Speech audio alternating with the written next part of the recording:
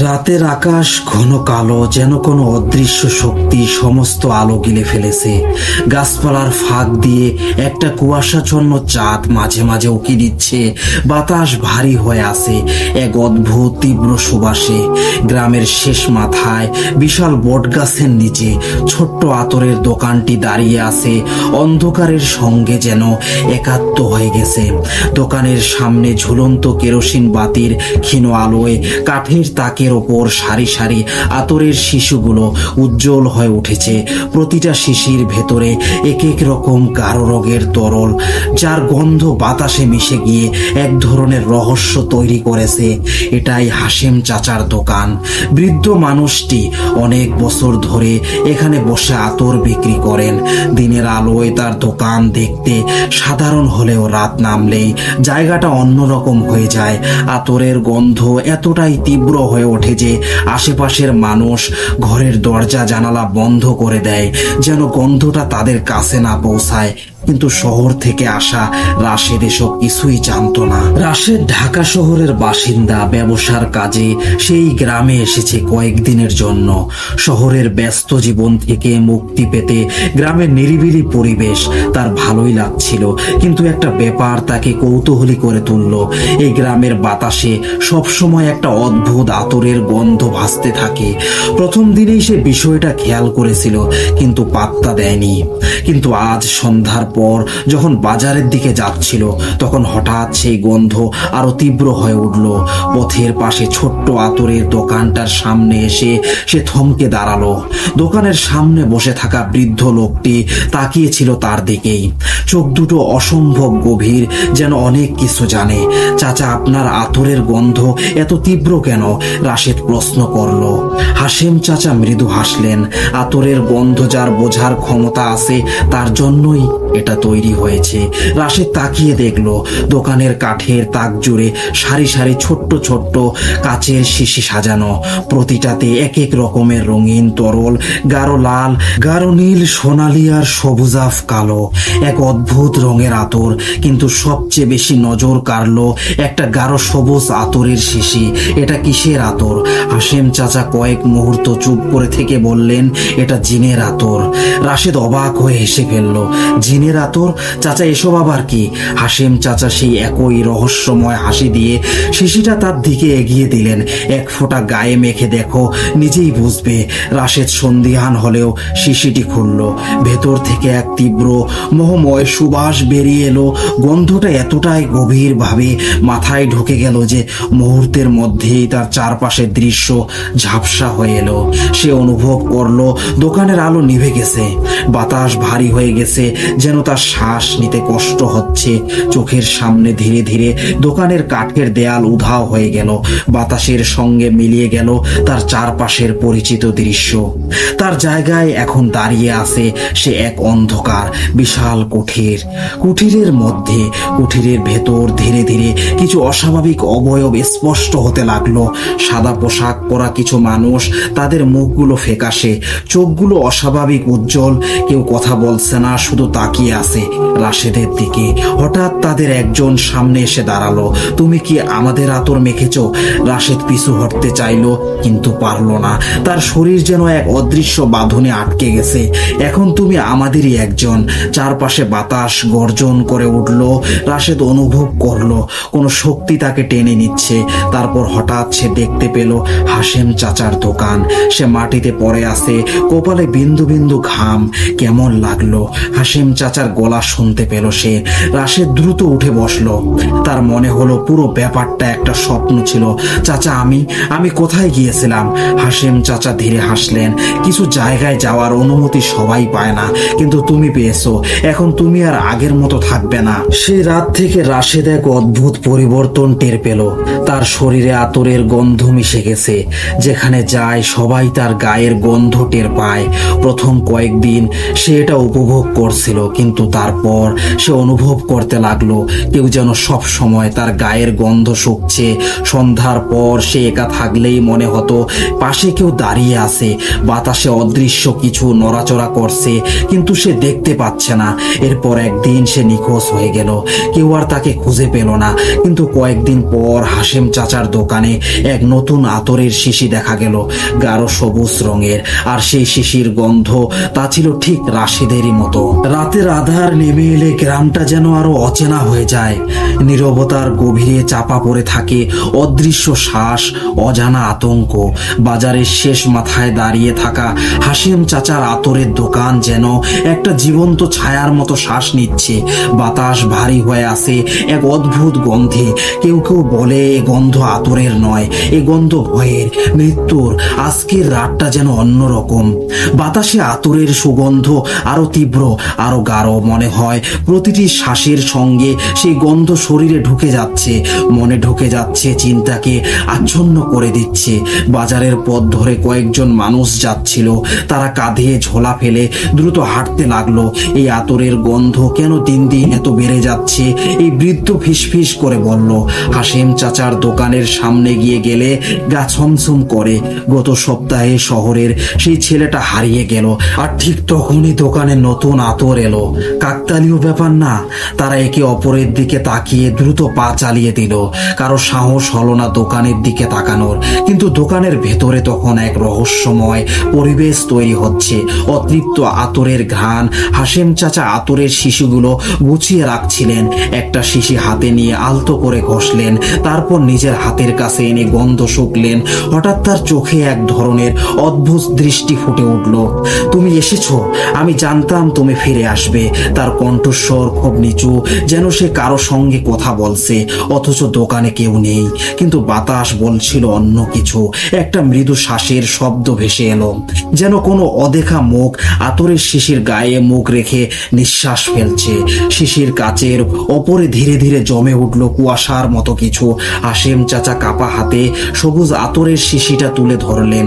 শিশির ভেতরের তরল ধীরে ধীরে গাঢ় হয়ে উঠল, যেন কিছুর ছায়া তার ভেতরে মিশে যাচ্ছে। তুমি এখন আতরের অংশ। তিনি মৃদু হেসে শিশিটা তাকের উপর রাখলেন, আর তখনই শিশির ভেতর থেকে এক জোড়া চোখ ফুটে উঠল রাশেদের আর্তনাদ। সেই রাতেই গ্রামের শেষ প্রান্তের পথ ধরে ফিরছিল এক যুবক, তার নাম আনিস। সাহসী ছেলে, ভয় কাকে বলে জানে না, কিন্তু আজ কেমন জানি গা ছমছম করছে। বাতাস ভারী হয়ে উঠেছে আতরের গন্ধে। সে দ্রুত হাঁটছিল, কিন্তু হঠাৎ কোথাও থেকে একটা ফিসফিসানির শব্দ এলো, আমাকে বাঁচাও। আনিস থমকে দাঁড়ালো, কপালে বিন্দু বিন্দু ঘাম জমেছে। কে? চারপাশ নিস্তব্ধ। সে আবার হাঁটতে শুরু করলো, কিন্তু এবারও আরো স্পষ্ট আওয়াজ এলো, আমি এখানে আছি। এই কণ্ঠস্বর তার চেনা, এই কণ্ঠস্বর তো রাশেদের, যে ছেলেটা হারিয়ে গেছে। আনিস এবার আর দাঁড়ালো না, দৌড়ে বাজারের দিকে ছুটলো। পরদিন সকালে আনিসের শরীর থেকে এক অদ্ভুত আতরের গন্ধ বের হতে লাগলো। তার মা বারবার গোসল করালেন, নিম পাতা ছড়িয়ে দিলেন, কিন্তু গন্ধ আর গেল না। সারা রাত আনিস জ্বরে কাঁপলো। ঘুমের মধ্যে ফিসফিস করে বলল, ওরা আমাকে ডাকছে, আমি রাতের আতরের গন্ধ মুছতে পারছি না। রাশেদ সে ফিরে আসতে চায়। আর মা আর গ্রামবাসীরা আতঙ্কে পড়ে গেল। সে রাতে গ্রামের প্রধানরা সিদ্ধান্ত নিল, তারা হাশেম চাচার আতরের দোকানে যাবে। রাতের রহস্য উদ্ঘাটন। রাতের অন্ধকারে কিছু সাহসী যুবক মশাল হাতে নিয়ে দোকানের দিকে এগোলো। বটগাছের নিচে দোকানটা আজও আগের মতোই দাঁড়িয়ে আছে, কিন্তু আজ বাতাস যেন অন্যরকম। আতরের গন্ধ আরো ভারী, আরো তীব্র। একজন দাঁড়িয়ে এগিয়ে গিয়ে ডাক দিল, হাশেম চাচা। দরজা খোলেন, কোনো সাড়া নেই। আমরা জানি আপনি কি করছেন। এক মুহূর্ত নীরবতা, তারপর একটা মৃদু হাসির শব্দ শোনা গেল। কাঠের দরজা খট করে খুলে গেল। হাশেম চাচা ধীরে ধীরে বেরিয়ে এলেন। তার চোখের নিচে গভীর কালো দাগ, মুখে এক রহস্যময় হাসি। কি চাও তোমরা? গ্রামের একজন বৃদ্ধ এগিয়ে গিয়ে বলল, তোমার আতরের গন্ধ আমাদের গ্রামকে নষ্ট করে দিচ্ছে, তুমি এসব বন্ধ করো। হাশেম চাচা মৃদু হাসলেন, তারপরে তাকের ওপর রাখা সবুজ আতরের শিশিটা তুলে নিলেন। এই শিশির গন্ধ শুকলে কি যেন হয় তার গলা ছিল শীতল। গ্রামবাসীরা পেছনে সরে গেল। এটা শুধু গন্ধ নয়, এটা এটা এক স্মৃতি, একবার শুকলে তুমি আর ফিরে যেতে পারবে না। গ্রামবাসীরা আতঙ্কে তাকিয়ে রইল। হাসিম চাচা এবার শিশির মুখ খুললেন, আর তখনই বাতাসে যেন এক প্রচন্ড ঝড় উঠল। চারপাশের বাতাস কেঁপে উঠল এক অদৃশ্য চিৎকারে। দোকানের তাকের সব আতরের শিশিগুলো একসঙ্গে কাঁপতে লাগলো। সবুজ আতরের শিশির ভেতর থেকে বেরিয়ে এলো একজোড়া রক্ত জমাট চোখ, আর সেই চোখের মধ্যে ছিল রাশেদ। সেই রাতের পর থেকে কেউ আর হাসিম চাচার দোকান খুলতে দেখেনি। সকালের আলো ফুটতেই দেখা গেল দোকানের ভেতর আর কোনো আতরের শিশি নেই। দেখা গেল শুধু একটা পুরনো কাঠের টেবিল, যার উপরে একটা ধুলো মাখা ফাঁকা শিশি পড়ে আছে, আর সেই শিশির মুখে আটকে ছিল একটা ছোট্ট কাগজের টুকরো। সেখানে আঁকা বাঁকা হাতে লেখা ছিল, আমি চলে গেলাম। কিন্তু আতরের গন্ধ কখনো মুছে যায় না। রাত গভীর হলে বাজারটা অন্যরকম হয়ে যায়। দিনের ব্যস্ততা, হাঁক ডাক, মানুষের আনাগোনা সব মিলিয়ে জায়গাটা সাধারণ মনে হয়, কিন্তু রাত নামলেই বদলে যায় সবকিছু। বাতাস ভারী হয়ে ওঠে অদ্ভুত আতরের গন্ধে। মানুষের মনে হয় কোনো অদৃশ্য ছায়া তাদের অনুসরণ করছে। কেউ নিঃশ্বাস ফেলছে ঠিক কানের পাশে। সেই বাজারেরই এক সময় ছিল হাসিম চাচার আতরের দোকান। এখন সেটা পরিত্যক্ত, ধুলো জমে আছে তাকগুলোর ওপরে। তবুও রাত নামলেই শোনা যায় ফিসফিসানি, আতরের শিশির নড়াচড়া, আর কোনো এক ভয়ঙ্কর গোপন কান্নার শব্দ। সেদিন রাতে গ্রামের কয়েকজন তরুণ জড়ো হয়েছিল বাজারের এক কোণে। তাদের মধ্যে সবচেয়ে সাহসী ছিল কামাল। হাসিম চাচা কোথায় গেল কেউ জানে না, কিন্তু আতরের গন্ধ এখনো আসে। তুমি টের পাও না? টের পাই, তবে আমি সত্যিটা জানতে চাই। কামাল সাহস করে বন্ধ দোকানের দিকে এগিয়ে গেল। দরজাটা ধাক্কা দিতেই মনে হলো যেন ভেতর থেকে কেউ ধীরে ধীরে খুলে দিচ্ছে। কড়া শব্দ হলো, দরজা ফাঁকা হয়ে গেল। ভেতরটা ঠান্ডা, এক অদ্ভুত গন্ধ বাতাসে ছড়িয়ে আসে। তাকের ওপরে সারি সারি আতরের শিশি এখনো সেখানে রাখা, কিন্তু তাতে ধুলো নেই, যেন কেউ প্রতিদিন এগুলো পরিষ্কার করে। হঠাৎ একটা আতরের শিশি টলে গিয়ে মেঝেতে পড়ে গেল। ভাঙার বদলে শিশির মুখ খুলে গেল, আর সেই সাথে বেরিয়ে এলো এক ধোঁয়াটে অবয়ব। রহস্যময় আতর ও রক্তাক্ত ছায়া, ধোঁয়ার মধ্যে একটা ছায়া ফুটে উঠল। তোমরা এসেছো, সত্যিটা জানতে চাও? কামালের গলা শুকিয়ে গেল। তার বন্ধুরা ভয় পেয়ে ছুটে পালাতে লাগলো, কিন্তু সে শক্ত করে দাঁড়িয়ে রইল। তুমি কে? ছায়াটা ধীরে ধীরে পরিষ্কার হতে লাগলো। এটা রাশেদ, কিন্তু তার চোখ দুটো রক্ত জমাট, ঠোঁট ছিঁড়ে গেছে, তার শরীর থেকে আতরের গন্ধ বের হচ্ছে।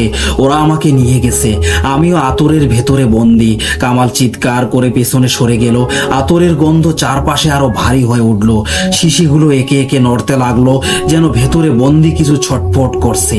রাশেদ হঠাৎ আতরের শিশির দিকে ইশারা করলো, এই শিশিগুলোর ভেতরে আমাদের আত্মা আছে, আমাদের ছেড়ে দাও। কামাল হাত বাড়িয়ে একটা শিশি ধরতেই সেটার ভেতর থেকে বিকট চিৎকার বেরিয়ে এলো। না! হঠাৎ একটা দরজা খুলে গেল। দোকানের দেয়ালে একটা দরজা ছিল না, কিন্তু এখন সেখানে একটা অন্ধকার ফাটল তৈরি হয়েছে। ভেতর থেকে একটা জিনের মতো কালো অবয়ব বেরিয়ে এলো। আমার আতর কেউ ছুঁতে পারবে না, এটা হাসিম চাচা, কিন্তু তার শরীর মানুষের মতো নেই। আতরের গন্ধে তার শরীর গলে যাচ্ছে, মুখটা বিকৃত, চোখের জায়গাটা শুধু দুটো ফাঁকা গর্ত। আমার আতরের গন্ধ পৃথিবী থেকে মুছতে পারবে না। বাতাসে আতরের গন্ধ এতটাই ভারী হয়ে উঠল যে কামাল দম নিতে পারছিল না। সে দরজা দিয়ে পালাতে চাইল, কিন্তু চারপাশে কালো ধোঁয়া ঘিরে ধরলো। রাশেদের আত্মা চিৎকার করে উঠল, যদি তুমি এখান থেকে বেরোতে চাও তাহলে একটা শিশি ভেঙে দাও। কামাল সব শক্তি দিয়ে একটা শিশি ছুঁড়ে দিল মাটিতে। চূর্ণ বিচীর্ণ হয়ে গেল, আর সঙ্গে সঙ্গে চারপাশের বাতাস কেঁপে উঠল। আতরের দোকান বিকট শব্দ করে দুলে উঠল। শিশিগুলো একে একে ফেটে গেল, আর ভেতর থেকে বেরিয়ে এলো ভয়ঙ্কর আর্তনাদ। বাতাসে ছড়িয়ে পড়ল ভয়াবহ আতঙ্ক। পরদিন সকালে বাজারের মানুষ সকালবেলা আতরের দোকান খুঁজে পেল না। সেখানে শুধু এক টুকরো পোড়া জমি পড়েছিল। কামাল কোথাও নেই, কিন্তু কেউ কেউ শপথ করে বলছে যখন তারা বাজারের রাস্তা দিয়ে হেঁটে যায় তখন হঠাৎ বাতাসে একটা গন্ধ ভেসে আসে, একটা আতরের গন্ধ। আর সেই গন্ধের মাঝে ফিসফিসিয়ে কেউ বলে ওঠে, আমি এখন আতরের মধ্যে, তোমরা আমাকে শুঁকতে পারো। সকালের আলোয় বাজার জেগে ওঠে। দোকানেরা আস্তে আস্তে তাদের দোকান খুলতে শুরু করে। তবে আজ বাজারে একটা চাপা গুঞ্জন। আতরের দোকান যেখানে ছিল সেখানে এখন শুধু পোড়া মাটির দাগ। কেউ বলতে পারছে পারছে না আগুন লাগলো কবে।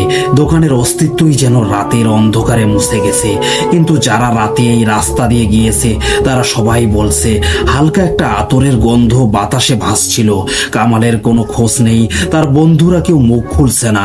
শুধু রাশেদের পরিবার এসে খবর দিয়েছে তারা গত রাতে রাশেদের গলার আওয়াজ শুনেছে। কিন্তু রাশেদ তো 3 বছর আগে নিখোঁজ হয়েছে। সন্ধ্যার পর হঠাৎ আবার সেই আতরের গন্ধ ছড়িয়ে পড়ল, এতটাই তীব্র যে বাজারের মানুষজন নাকে কাপড় চেপে ধরে। অনেকে দোকান বন্ধ করে চলে যায়, কিন্তু 2 জন যুবক জসিম আর নাদিম সাহস করে রয়ে যায়। গন্ধটা ঠিক কোথায় থেকে আসছে? শুধু গন্ধ না, শুনতে পাচ্ছ? কান পাতলে যেন কেউ ফিসফিস করছে। বাতাসে সত্যি এক অদ্ভুত শব্দ ভেসে আসছে, ঠিক যেন একটা গভীর দীর্ঘশ্বাস। আর ঠিক তখনই চমকে ওঠার মতো ঘটনা। হাশেম চাচার পুরনো দোকানের জায়গায় ধোয়ার মতো কিছু একটা ঘনীভূত হচ্ছে। জসিম পা বাড়াতে গিয়েই পাথরের মতো স্থির হয়ে গেল। মাটির ওপরে একটা আতরের শিশি রাখা, কিন্তু এই শিশিটা এখানে আসলো কোথায় থেকে? কালো কাচের শিশির গায়ে কোনো লেবেল নেই, কিন্তু তার মুখটা কাঁপছিল, যেন ভেতরে কিছু একটা নাড়িয়ে উঠছে। নাদিম হাত বাড়িয়েই ধরতেই শিশিটা নিজের থেকেই খুলে গেল। বাতাসে ছড়িয়ে পড়লো এমন এক গন্ধ যা কখনো কেউ শোকেনি। কড়া, মিষ্টি, আবার ধোঁয়াটে, ঠিক যেন মৃত্যুর কাছ থেকে আসা কোনো সুগন্ধি। নাদিম আর জসিমের চোখের সামনে ধীরে ধীরে সবকিছু কুয়াশাচ্ছন্ন হয়ে গেল। বাজারে আলো নিভে গেল, বাতাস থমকে গেল, যেন সময় আটকে গেছে। তারা আর নড়তে পারছে না। চারপাশের দৃশ্য বদলে যেতে লাগলো। রাস্তা, দোকানপাট, মানুষজন সব অদৃশ্য হয়ে যেতে লাগলো।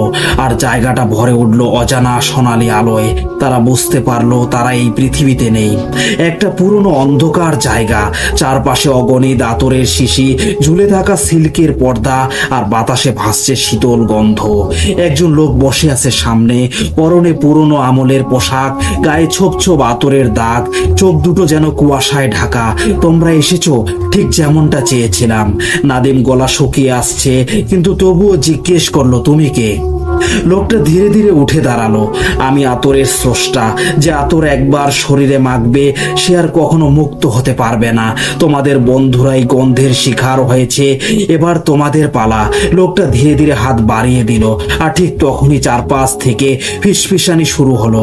জসিম হঠাৎ চিৎকার করে উঠল, না! বের হতে চাই, কিন্তু তখনই আতরের শিশিগুলো একে একে নড়তে লাগলো। হঠাৎ একটা দরজা খুলে গেল। একদম আতরের মাঝে একটা পুরনো কাঠের দরজা দাঁড়িয়ে আছে, আর সেই দরজার ওপারে শুধু ধোঁয়ার আবরণ। লোকটা বলল, তোমরা মুক্তি চাও? তাহলে এই দরজার ওপাশে যা আছে তা দেখে আসতে হবে। নাদিম আর জসিম দরজার দিকে এগিয়ে গেল। ধোঁয়া কাটিয়ে যখন তারা দরজার ভেতরে পা রাখলো, তখনই বুঝতে পারলো তারা আবার বাজারে ফিরে এসেছে। কিন্তু বাজার এখন ফাঁকা, কোথাও কেউ নেই। চারপাশে দোকানপাট সব পুড়ে গেছে, আতরের গন্ধ বাতাসে ভাসছে। তারা ঘুরে দাঁড়াতেই দেখলো একটা কালো আতরের শিশি মাটিতে পড়ে আছে, যা ঢাকনা খোলা, আর সেই শিশির মুখ থেকে আসছে গভীর ফিসফিস। তোমরা মুক্ত নও, তোমাদের গন্ধ আমার সাথেই থাকবে। সেদিনের পর থেকে নাদিম আর জসিম আর কখনো স্বাভাবিক হয়নি। তারা যেখানে যায় আতরের গন্ধ সেখানে ছড়িয়ে পড়ে।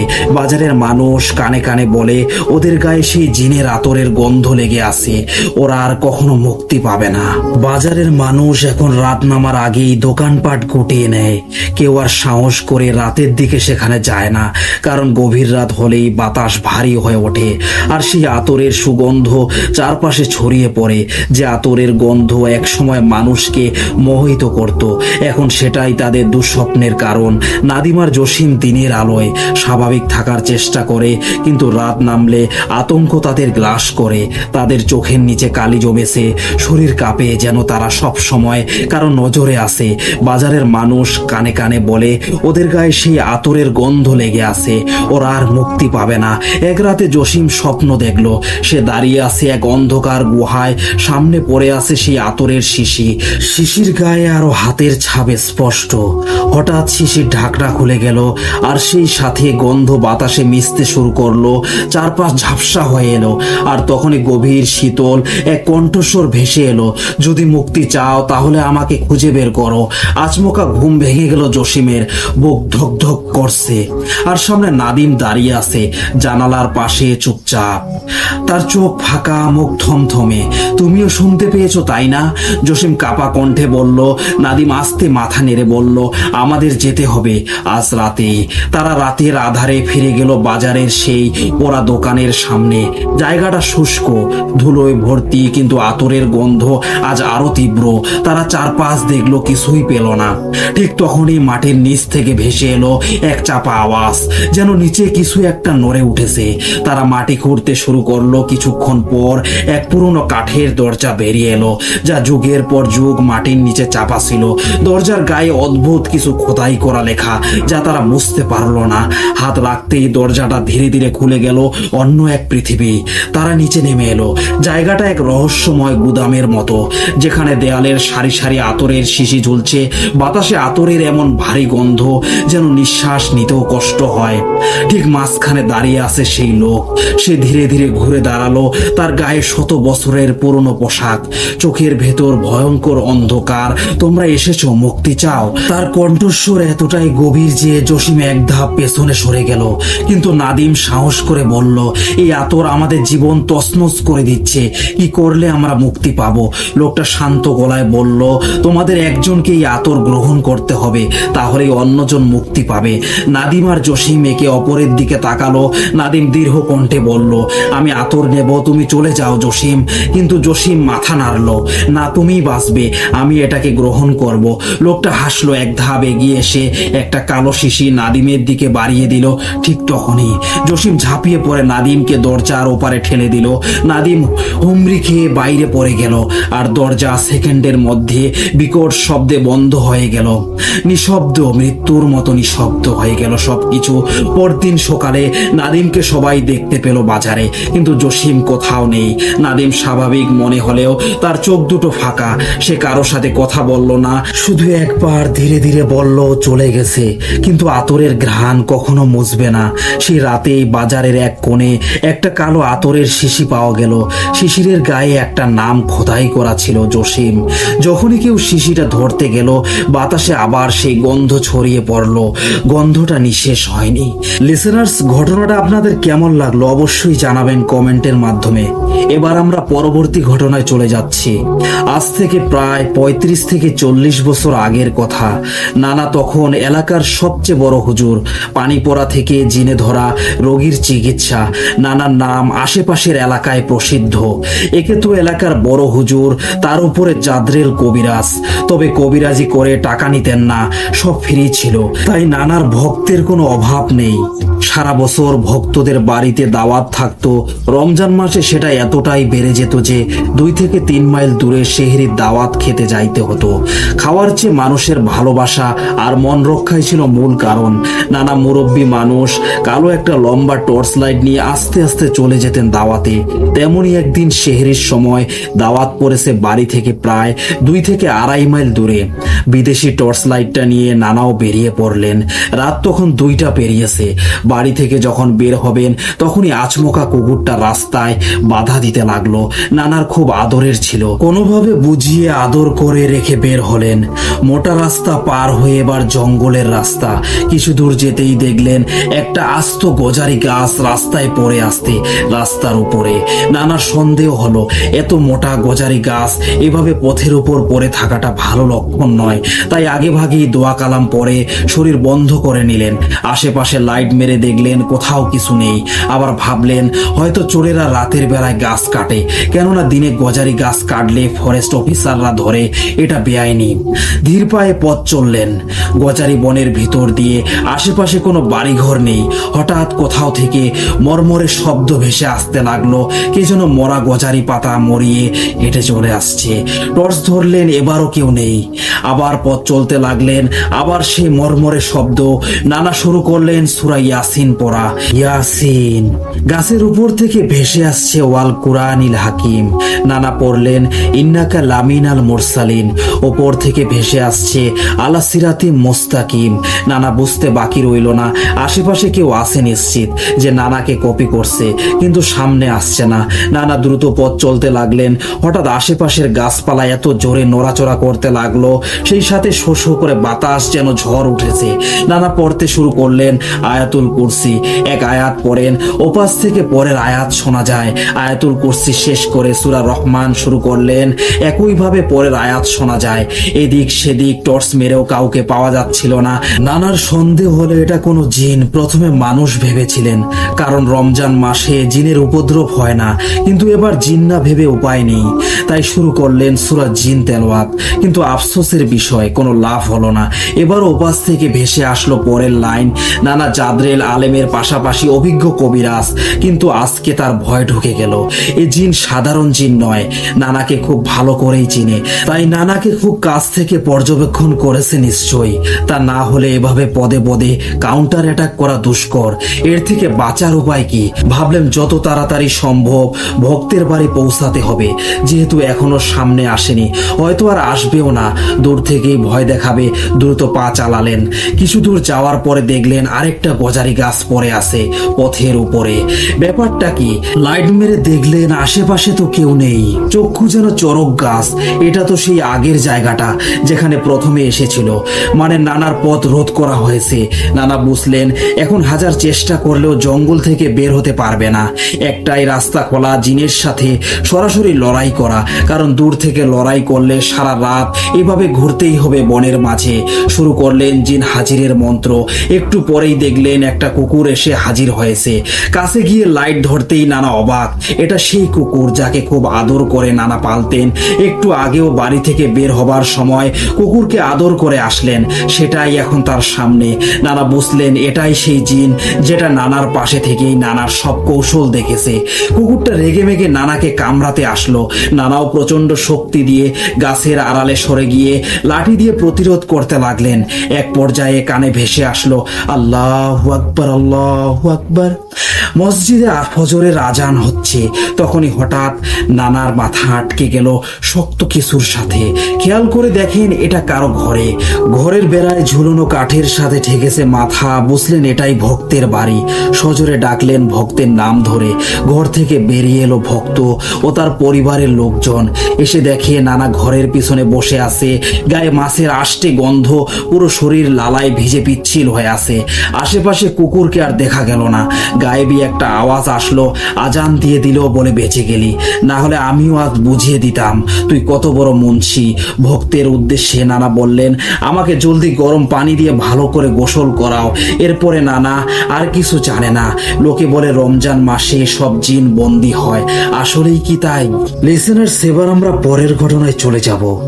ঘটনাটি বলতে গেলে আজ থেকে প্রায় 15 থেকে 17 বছর আগের। তখন আমার বয়স হবে বড়জোর 3 থেকে 5 বছরের মধ্যে। আমি তখন গ্রাম্য জীবনের অধীনে ছিলাম, যেখানে ডিজিটালের কোনো ছোঁয়া ছিল না। আশেপাশের 2-4টি গ্রামও তেমন কোনো আধুনিক প্রযুক্তি পৌঁছায়নি, শুধু একমাত্র মোটা ডিস্কযুক্ত সিস্টেমওয়ালা টেলিভিশন ছাড়া। সারাদিন নিজের কিছু সমবয়সী বন্ধু বান্ধবদের সাথে ঘোরাঘুরি আর মায়ের হাতে খাবার দাওয়ার এই সব ছিল। এই ছিল তখনকার জীবনের প্রথম লক্ষণ। বয়স ছিল অল্প, তাই বড় ভাইয়েরা মজার তালে তালে আমাদের চেলাদের মতোই রাখতেন। যেমন কাজ করাতেন ঠিক তেমনই রক্ষাও করতেন। আমাদের গ্রামটি ছিল খুবই খোলামেলা। এক বাড়ি থেকে আরেক বাড়ির দূরত্ব ছিল বেশ অনেকটা। সময়ের তালে তালে তা এখন একটু কাছাকাছি হয়ে গেছে। প্রত্যেক বাড়ির ঠিক সামনে পিছনে বিশাল বিশাল চাষের জমি ছিল, যেখানে 12 মাসই কিছু না কিছু চাষ হতো। আবার এইসব ক্ষেতের মধ্য দিয়েই ছিল অন্য জায়গা বা গ্রামের যাওয়ার রাস্তা। নারীরা বোরখার 2 পাশ 2 হাতে ধরে হাঁটতেন, যেন কাদা মাটিতে লেগে না যায়। আমার মতো ছেলেমেয়েরা প্রায় ক্ষেতের বিভিন্ন জিনিস চুরি করত আর গ্যাং বানিয়ে রান্না বান্না করত। গ্রামটি বেশ খোলামেলা হওয়ায় মাঝে মাঝেই কিছু ভুতুড়ে ঘটনার কথা শোনা যেত। গ্রামের বিভিন্ন পুকুর পাড়ে মাঝে মাঝে কিছু সাদা কাপড় পরা বয়স্কদের দেখা যেত। তারা পুকুরে অজু সম্পাদন করে পুকুরের পানিতেই হাঁটতে হাঁটতে ধীরে ধীরে বাতাসে মিলিয়ে যেত। এই ধরনের ঘটনা বেশিরভাগই দেখতেন বাড়ির নতুন বউয়েরা। প্রায় প্রতিদিনই আমাদের গ্রামের ক্ষেতের রাস্তা দিয়ে নতুন বউ নিয়ে পালকি যেত। বেশিরভাগ সময় পালকি দেখা যেত শীতকালে। মাঝে মাঝে এলাকার লোকজন নতুন বউকে দেখতে চাইলে পালকি বাহকরা দেখাতো, আবার কখনো দেখাতো না। তো একদিন তীব্র শীতের ভোরবেলার কথা, আমি এবং আমার এক বড় ভাই ক্ষেতের মধ্যে ঘুরছিলাম। ভাই খেতে কি যেন এক ধরনের পোকার ঔষধ ছিটিয়ে দিচ্ছিলেন। আমি সেই সাথে ঔষধের বালতি হাতে নিয়ে তার সঙ্গে সঙ্গে ঘুরছিলাম। হঠাৎ দূর কোথাও থেকে কিছু লোকের পালকির গান গাওয়ার শব্দ ভেসে আসতে লাগলো। আমরা দুজন সেদিকে তাকিয়ে থাকলাম। কিছু মুহূর্তের মধ্যেই 4 জন পালকি বাহক কুয়াশা ভেদ করে একটি পালকি কাঁধে নিয়ে আসতে লাগলো। হঠাৎ পালকি বাহকরা কাদা মাটিতে পিছলে পড়ে গেল ক্ষেতের অপর পাশে। ভাই আর আমি তাড়াহুড়ো করে তাদের সাহায্য করতে ছুটে গেলাম। ভাই পালকি ধরতেই 4 জনের মধ্যে একজন হঠাৎ গর্জন করে উঠে আমাদের উদ্দেশ্যে চিৎকার করলো, তোরা ভালো করলি না, তোরা ভালো করলি না। তার সঙ্গে সঙ্গে অন্যরাও একই কথা বলতে লাগলো। এক সময় তাদের সঙ্গে ভাইও যেন দ্বন্দ্বে লেগে গেল। তাদের মধ্যে গ্রাম্য ভাষায় তর্ক বিতর্ক হচ্ছিল আর আমি দাঁড়িয়ে দাঁড়িয়ে তা দেখছিলাম। হঠাৎ আমি একটি জিনিস লক্ষ্য করি, পালকির নতুন বউ জমিতে পড়ে আছে। আমি তাড়াহুড়া করে নতুন বউয়ের কাছে গিয়ে তাকে মুড়িয়ে দেখতেই একটা চিৎকার করে ফেলি। আমি দেখি একটা অর্ধ খাওয়া লাশ, যার শরীরের প্রতিটি অঙ্গ যেন কেউ ছিঁড়ে খেয়ে ফেলেছে। চোখ দুটি বড় বড় করে খোলা আর বউয়ের শ্বাস পড়েছিল। আমার চিৎকার শুনে ভাই তাড়াতাড়ি আমার দিকে দৌড় দিয়ে আসে। ভাইও একই দৃশ্য দেখে কিছু একটা বুঝতে পেরে আমাকে কোলে তুলে দৌড়াতে শুরু করেন বাড়ির দিকে। পিছন থেকে বিভিন্ন আওয়াজে কেউ আমাদের থামানোর চেষ্টা করছিল বারবার। অনেক বছর পরে আমি ভাই থেকে জানতে পারি যে সেই বউটা বেশ কিছুদিন আগে আত্মহত্যা করেছিল। বউকে তার সাজানো রূপেই কবর দেওয়া হয়েছিল আর সেই পালকি বাহকরা ছিল নরখাদক। এই ছিল ঘটনা। ভালো লাগলে পড়ে শোনাবেন। লিসেনার্স, এবার আমরা পরের ঘটনায় চলে যাব। ঘটনাটা আমার একদম কাছ থেকে দেখা, আমার গ্রামের সত্য ঘটনা। ঘটনাটা আমি বিশ্বাস করতাম না যদি না আমার এলাকায় ঘটনাটা ঘটতো। লিসেনার্স, এখানে ছদ্মনাম ব্যবহার করা হয়েছে, নাম নিপা। 13 থেকে 14 বছরের হবে। হুট করেই একদিন গলার স্বর বন্ধ হয়ে যায়। শুরুতে সবাই ভেবেছিল হয়তো এমনি গলা বসে গেছে। ও কথা বলতে ফিসফিসিয়ে, মানে কথা বলতো ফিসফিসানি অবস্থায়, মানে গলায় কোনো আওয়াজ নাই। প্রথম দিকে বিষয়টা তেমন গুরুত্ব না পেলেও গলার আওয়াজ নাই দিন থেকে মাসে গড়ায়। এর মধ্যে তাকে ডাক্তার দেখানো হয়, কোনো টেস্টেই কিছু ধরা পড়ে না। মেডিসিনও দেওয়া হয়, তাতেও কিছু হয় না। গলার আওয়াজ নাই। 1 মাস 2 মাস করে প্রায় 1 বছরের কাছাকাছি হতে চলেছে। কোনো ডাক্তারি বাদ নাই, কিন্তু কিছুই খুঁজে পাওয়া যায় না। ঘটনা শোনার পর ইন্টারেস্টিং লাগে। একদিন ওর সাথে দেখা হয়। জিজ্ঞেস করলাম, কি রে, তোর হইছেটা কি? কথা বলতে পারিস না? ও হাসে আর ফিসফিসিয়ে বলে, আপু সাউন্ড নাই। জিজ্ঞেস করলাম, গলায় ব্যথা আছে নাকি? ও দেখায় না, কোনো ব্যথা নাই। ওকে এমনি কথা বলতে দেখলে আমারও মজাই লাগতো, কিন্তু একটা জিনিস ভাবেন, একটা মানুষের গলার আওয়াজ নাই, কি কষ্ট। এরপর ডাক্তার ওকে অপারেশনের কথা বলে। ডেট ফিক্সড হবার পরেই আমাদের এক দাদি আছেন, যিনি এলাকার বাচ্চা কাচ্চা সহ ম্যাক্সিমাম মানুষকে কোরআন পড়ান, ঝাড়ফুঁকও করেন। তিনি ওকে দেখেন, দেখে বলেন, আচ্ছা এমনি তোকে একটু আল্লাহর নাম দিয়ে ফু দেই। যখনই ফু দিল দাদি, ফু দেওয়ার পরে বাসায় গিয়েই পাগলামি শুরু হয়। দাদির ডাক পড়ে, তারপর দাদি তেল পরা দেয়। আশ্চর্য হলেও সত্য, ওর গলার আওয়াজ আসে। এটা গ্রামের সবাই জানে, দেখেছে। এরপর ওকে বসানো হয়। হাতের কনিষ্ঠা আঙ্গুল ধরে দোয়া পরে জিজ্ঞেস করে, কই থেকে আসছিস? এই বাচ্চা মেয়েটাকে ধরলি কেন? একে একে কথা বলে। আমরা 7 ভাই। ও রাতের বেলায় আমাদের যাত্রাপথে বাধা দিছে। ও খেজুর গাছের নিচ দিয়ে আসার সময় গান গাইছে। আমি গেলেও আমার বাকি 6 ভাই যাইব না। ওকে নাকি ছাড়বো না, ওর সাথেই থাকবে। এরপর অনেক কষ্টে জিনগুলোকে ওর দেহ ছাড়তে বাধ্য করা হয়। 1 বছর পার হওয়ার পর মেয়েটার গলার স্বর ফিরে পায়। আসলে ও যে রাস্তা ধরে রাতের বেলা ওয়াশরুমে গিয়েছিল, খেজুর গাছের এদিক দিয়ে ছিল জিন চলাচলের রাস্তা, আর সেখানে ব্যাঘাত ঘটাতে ওকে শাস্তি দিতে চাইছিল। নিপা এখন ভালো আছে, বিয়ে হয়েছে, একটা বাচ্চাও আছে ওর। রাত বিরেতে যারা বাইরে বের হন, দোয়া দরুদ পরে শরীর বন্ধ করে নিবেন। প্রিয় লিসেনার্স, আজকের মতো এখানেই শেষ। পরবর্তী ঘটনাগুলো শুনতে চাইলে আমাদের চ্যানেলটি সাবস্ক্রাইব করে আমাদের পাশে থাকবেন। লিসেনার, সকলের সুস্বাস্থ্য ও দীর্ঘায়ু কামনা করছি। আমরা সকলে যেন রবের পথে থেকে জীবন পার করে দিতে পারি। প্রিয় লিসেনার্স, ঘটনাগুলো ভালো লেগে থাকলে লাইক কমেন্ট করে আমাদের জানান, আর সাথে সাবস্ক্রাইব করতে ভুলবেন না।